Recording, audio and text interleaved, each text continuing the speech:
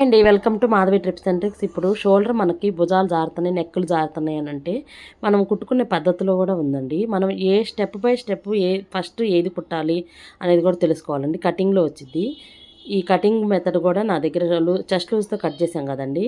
కాబట్టి ఆ వీడియో ఒకసారి చెక్ చేయండి. షోల్డర్ జారకుండా కూడా మనం స్టెప్ బై స్టెప్ ఏది ఫస్ట్ కొట్టుకోవాలనేది చూద్దాం. ఫస్ట్ అయితే మార్కింగ్ వేసుకొని డాట్స్ పెట్టేసుకున్నాం కదండి.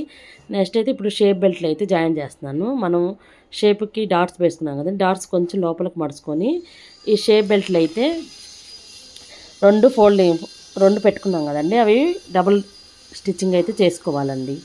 డబుల్ స్టిచ్చింగ్ చేసుకుంటే కొంచెం గట్టిగా ఉండిద్దండి.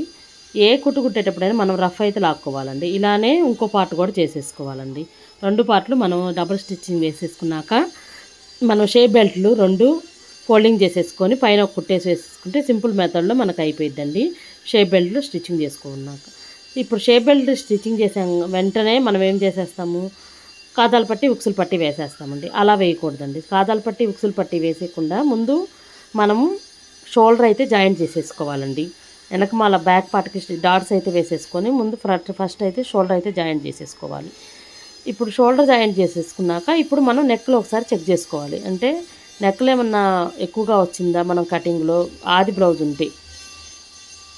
ఆది బ్లౌజ్ లేకుండా మామూలు బాడీ మెజర్మెంట్స్తో అయితే మనం మార్కింగ్ తీసుకుంటాం కాబట్టి మెజర్మెంట్స్ బట్టి తీసుకోవచ్చు. ఇప్పుడు నేను చూపించినట్టు ఇప్పుడు ఆది బ్లౌజ్ని పెట్టేసి మనం షోల్డర్ అయితే మెజర్ చేసుకున్నామండి. ఇప్పుడు ఏమన్నా ఎక్కువ వచ్చిందనుకోండి, ఇప్పుడు మనం ఫ్రంట్ నుంచి మనం కట్ చేసుకోవచ్చు.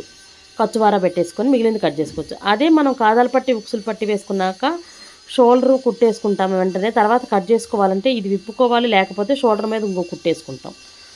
ఇంకా ఎక్కువ ఖర్చు పట్టేసుకొని మనం కుట్టేసుకున్నప్పుడు ఏమైద్ది, జాకెట్ పొడవు తగ్గిపోతే జాకెట్ పైకి లాక్కపోతూ ఉండిద్ది. ఇంకా ఫిట్టింగ్ కూడా రాదు.